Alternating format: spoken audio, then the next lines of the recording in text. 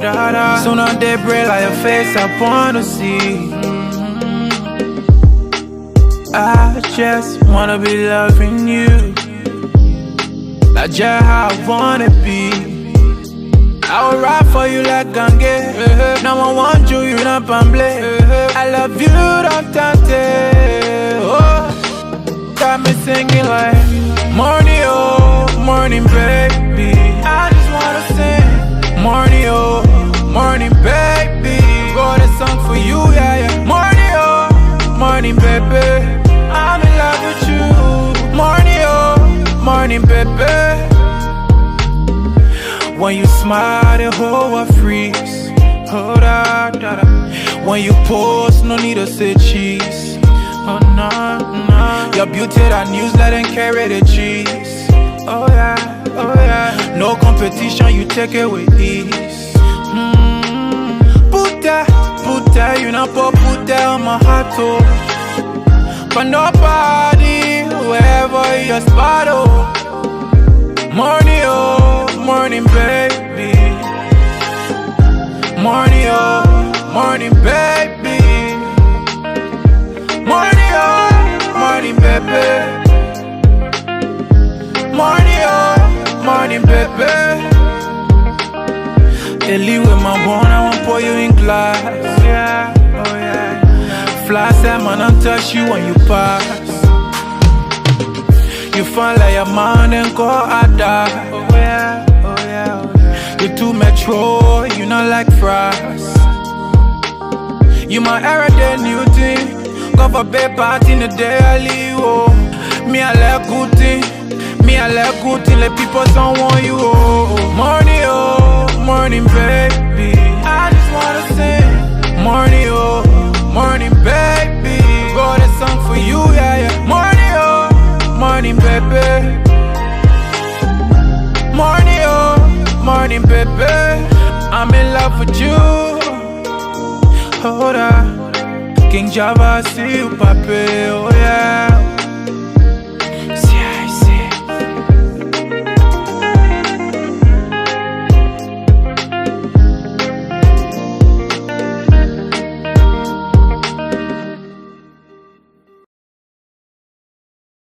D12 on the beat. All I do is win, win, win, win, win, win, win, win, win. All I do is win, win, win, win, win, win, win, win, win. Born to win. I say I was born to win. Born to win. I say I was born to win. All I do is win, win, win, win, win, win, win, win, win. All I do is win, win, win, win, win, win, win, win, win. I say I jump over you. Now how you deep with me, I jump over it. I say I jump over it. Now how you deep with me, I jump over it. They will see it. I say they will, yeah, yeah. So you forced to let me. You not let me say you forced to let me. You forced to let me. You not let me say you forced to let me. Jehovah bless you, no man can curse you. When Jehovah bless you, no man can curse you. When I can go here with eat you. And when I feed it, it will hurt. Oh, yeah. When I need it, it will ju. Yes, sir. All I do is win, win, win, win, win, win, win, win, win. All I do is win, win, win, win, win, win, win, win. Born to win. I say I was born to win. Born to win. I say you was born to win, yeah. All I do is win, win, win, win, win, win, win, win, win. All I do is win, win.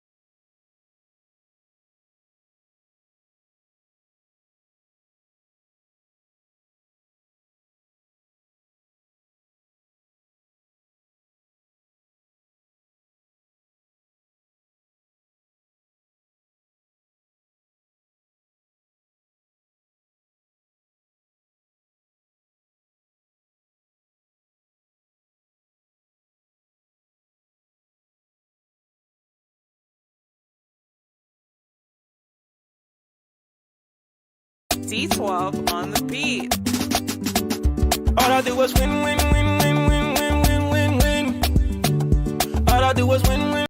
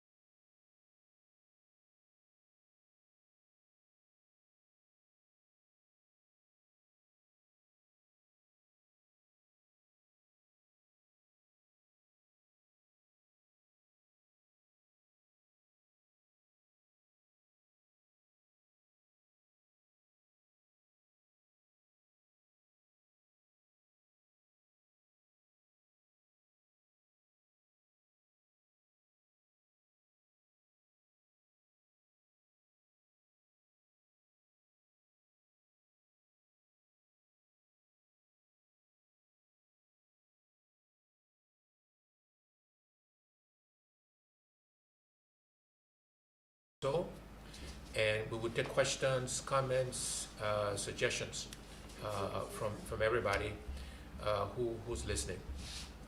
So let me first of all start by apologizing for us starting a few minutes late.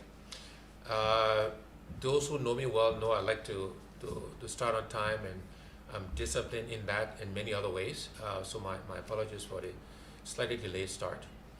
Let me also remind you that in our first podcast, we shared with you our background, upbringing, growing up in the Point 4 area, and then FIAMA, going to demonstration, then CABA, working at LBDI. We talked a little bit about my international business experience, just to give you some context. And then we touched on many other topics last week, primarily taking your questions, comments, and suggestions. But the first thing I want to talk about today is this whole, hoopla around the CPP. Let me say in this very public and fashion and direct manner that I, Alex Cummings, on behalf of the ANC, so I personally and the party, we are committed to the CPP, the collaborating political parties. I may have said in last week's podcast or in other public discussions that it was unrealistic for us to think we'd come together and sing Kumbaya right away. There was always going to be some challenges, some storming. It's unfortunate it was public, but we in the ANC are again committed to the CPP. It's in the interest of our country and in the interest of us holding together to make sure we bring good governance, economic development, and prosperity to Liberia. So we're very committed to that. I want to call on all of my supporters and all supporters of the ANC to let's step back. Let's take some of the heat out of the conversation. we've tried to set a new bar in political discourse in our country. And I implore you, I encourage you to let's keep at that level. Let's not get pulled into the gutter. It's not constructive, it's not helpful. The presidential election is over 4 years away. Let's focus on the challenges of the Liberian people. Let's focus on working on the framework and the processes that will make sure the CPP works. Let's just get the emotion out of this. And while I can only influence partisans and supporters of the ANC, I implore all the partisans of the CPP parties to let's focus on our people. Let's focus on Liberia. Let's focus on what we have in common and not what separates us.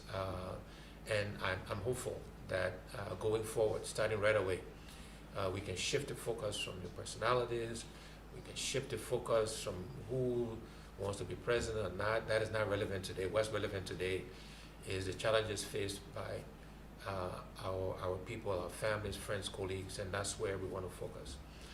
So with that in mind, let me share with you some of the things we've been doing in that regard.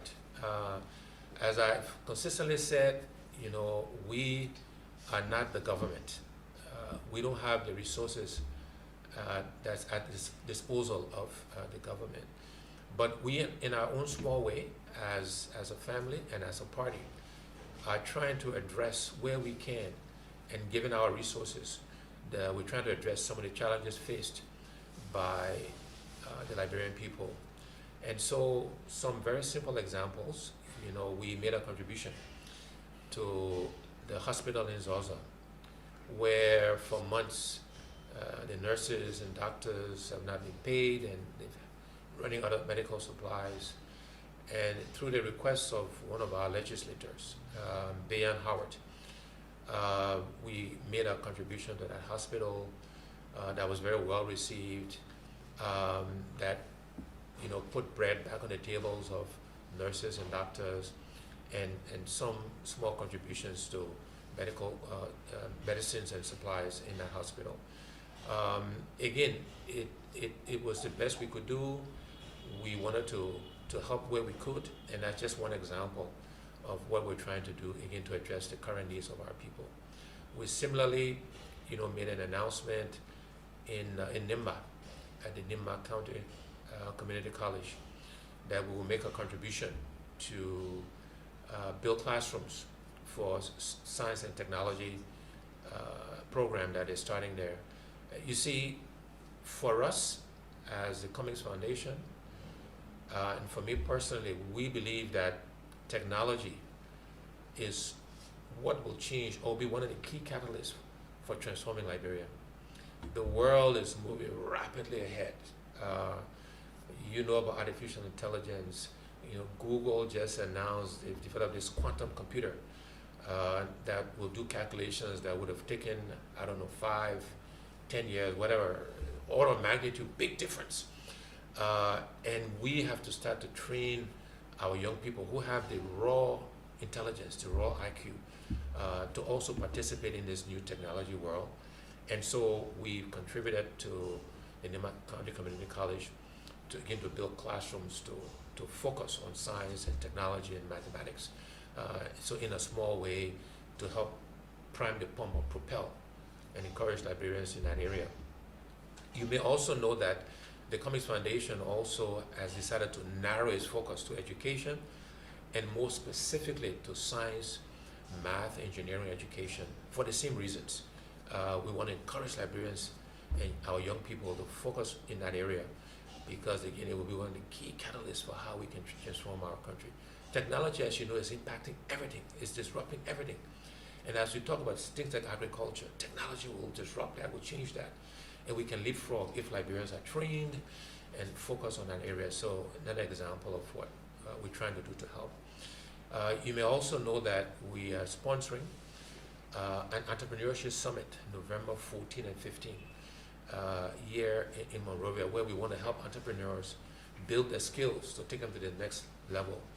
Entrepreneurship will be one of the additional catalysts that will change our country, and we want to help existing entrepreneurs propel their businesses, give them skills that will help them grow and expand their businesses, create jobs. One of the biggest challenges we have in Liberia is the lack of employment, the lack of jobs. And so we've started this initiative. I'm happy to say we're oversubscribed in terms of people wanting to participate and attend. But we are very excited about it. We've got Liberians and a few non-Liberians coming to hold master classes and workshops need to help young Liberian entrepreneurs. We also have a Shark Tank-like program where businesses will make a pitch for investment in their businesses, again to help, because financing is a big constraint to expanding businesses, especially for small entrepreneurs. And so we'll have a Shark Tank-like program. They will make a pitch, and we'll pick 2 businesses that will provide funding to help them grow and expand their businesses. So very excited about that. And then we continue to, work on solutions for the challenges faced by the economy. As you may know, Liberians are struggling. The economy is in very bad shape, and I always like to be fair and balanced, that changing and transforming the economy and doing the things necessary will not be easy. It's going to be tough. There are some structural challenges we have that need to be addressed and need to be fixed, and I never want to give the impression that it's easy, that you just, by the stroke of a pen, change these things.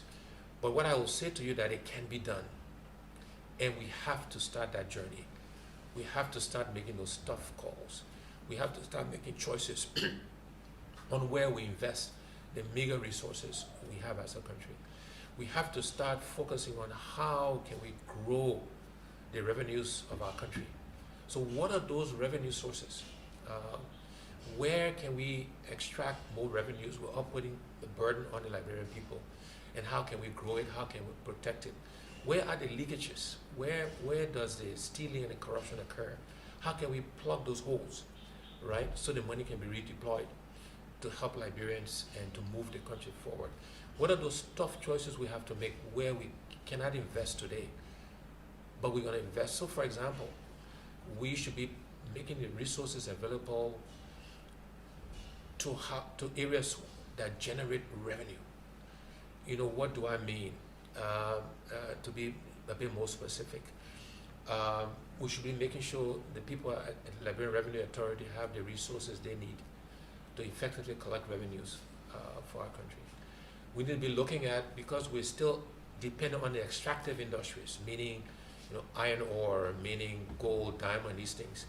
We should be putting focus on how can we get more value from those areas, where resources are required, so we can extract more value from those areas, so we can redeploy in the right way. We get a lot of resources through duties and through the ports.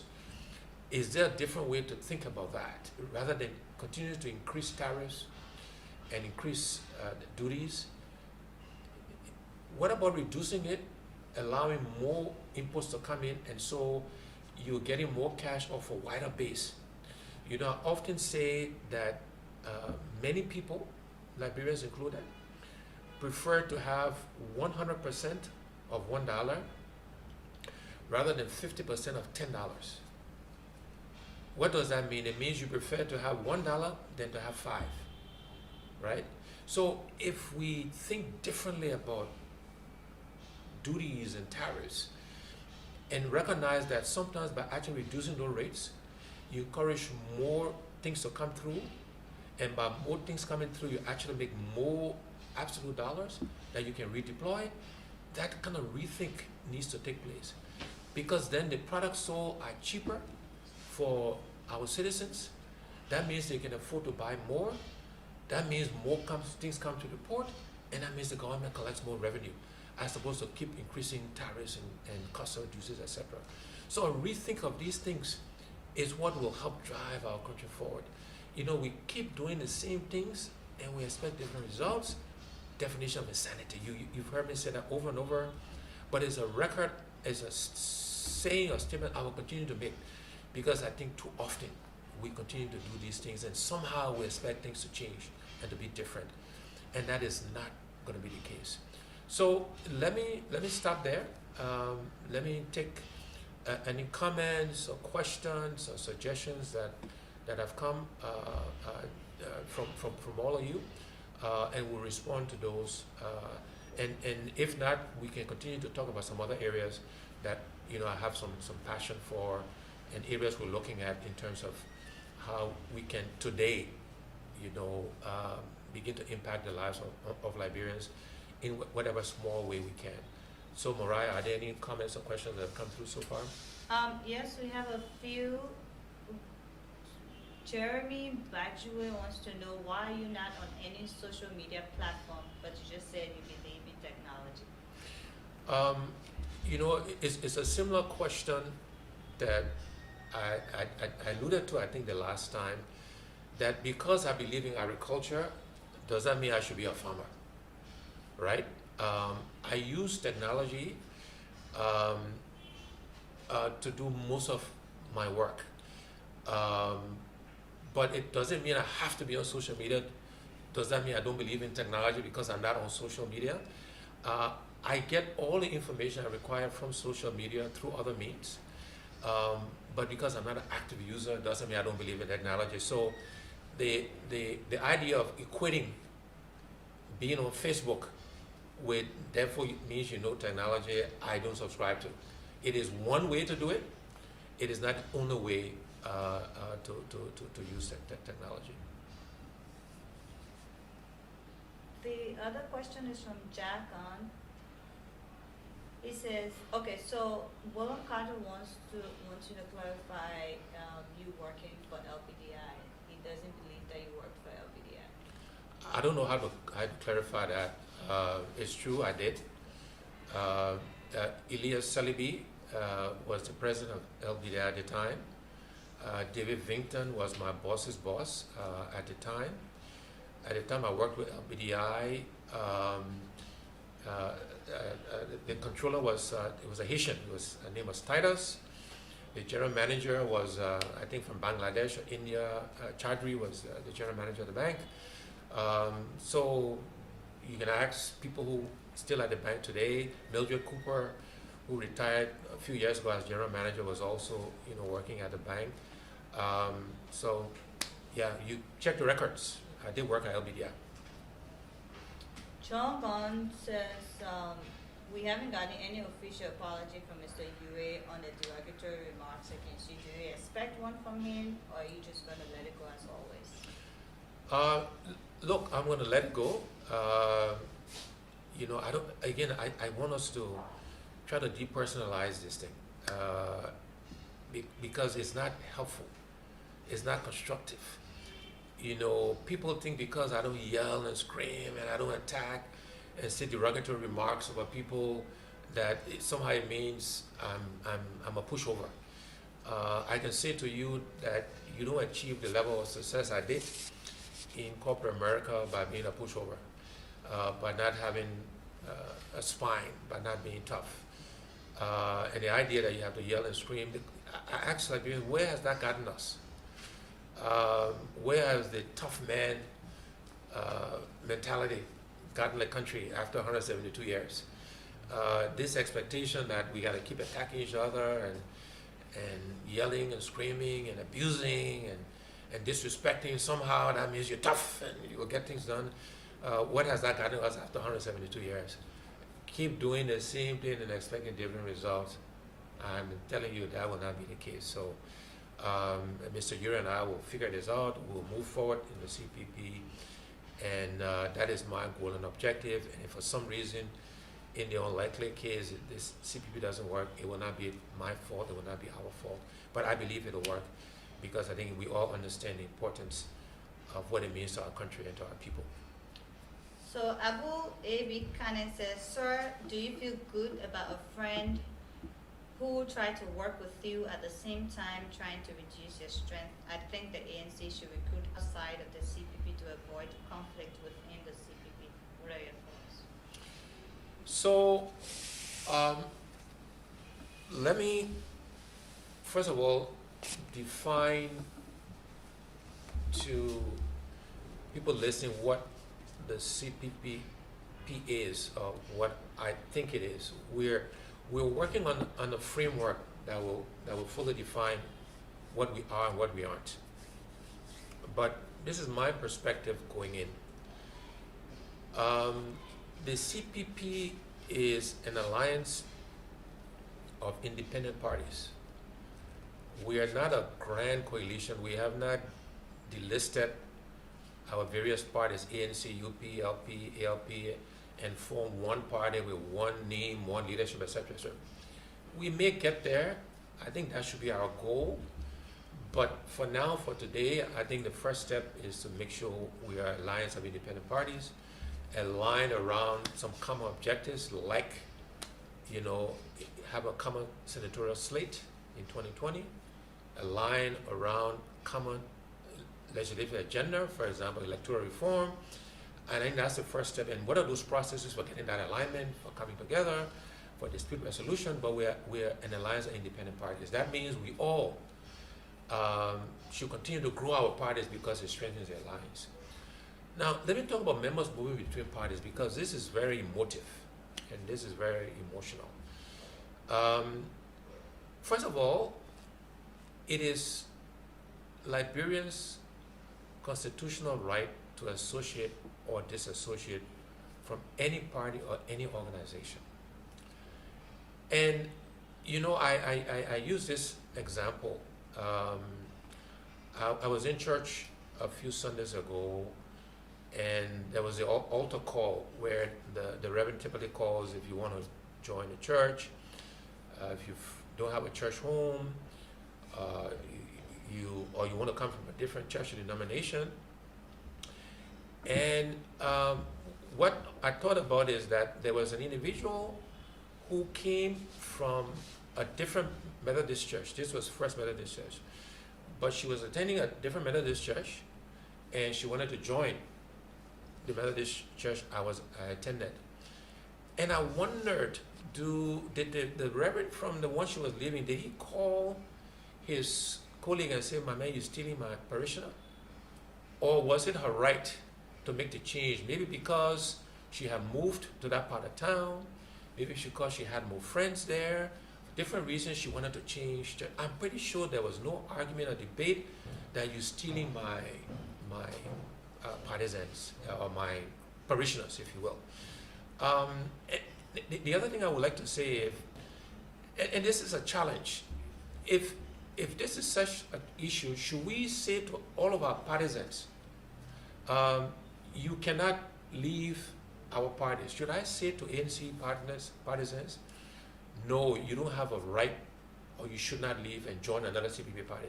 But oh, by the way, you can leave and join the CDC, or you can leave and join another non-CPP party, but you should not join another CPP party. I don't know, and I know this is sensitive. I know we'll talk about it and try to find some way to resolve it. I think when people are leaving political parties, people should ask themselves, why are they leaving? There's this narrative that somehow we're giving people money, and that's I'm telling you that's not true. People on the other hand call me cheap too, so I don't know which one it is. But I know it's sensitive. I know we need to resolve it. But I just remind people that people make changes within organizations, within denominations. People leave, one religion and go to another, or one church and go to another. We're in the same denomination, and they change churches for different reasons. I use that as an example because it clicked when I saw this happening. But I know it's sensitive, and we're going to meet as part of the framework and see if we can find some way around it. But again, you just ask ourselves, should we tell our people they can't leave? Is that the solution? I don't know, but I understand the sensitivity, and again, we'll try to.